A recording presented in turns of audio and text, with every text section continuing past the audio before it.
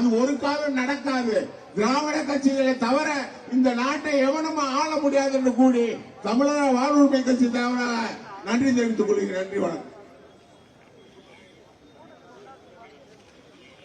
விவசாய கட்சி சமய செல்வம் அவர்கள் உரையாற்றின. சிறிது நேரம் 2 விஷயம் சொல்லிட்டு முடியும். இந்த மாபெரும் கண்டன ஆர்ப்பாட்டத்தில் தமிழ்நாடு விவசாயிகள் தொழிலாளர் கட்சியின் சார்பாக எங்களுடைய கண்டனத்தை பதிவு செய்கின்றோம். இன்றைக்கு நடைபெறக்கூடிய இந்த கண்டன ஆர்ப்பாட்டத்தில் நம்முடைய மதுரைக்கு முக்கியமான இந்த மெட்ரோ ரயில் திட்டத்தை கொண்டு வருவதற்கான முதல் படியாக இன்றைக்கு நடைபெறுகிற இந்த கண்டன ஆர்ப்பாட்டம் மோடிக்கு எதிரானது.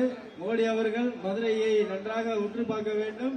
இன்றைக்கு முதல் கட்ட எச்சரிக்கையாக இன்றைக்கு தொடங்கியுள்ளோம். கண்டிப்பாக நிச்சயமாக மாண்புமிகு முதல்வர் அவர்கள் மெட்ரோ ரயில் திட்டத்தை கொண்டு வருவார்.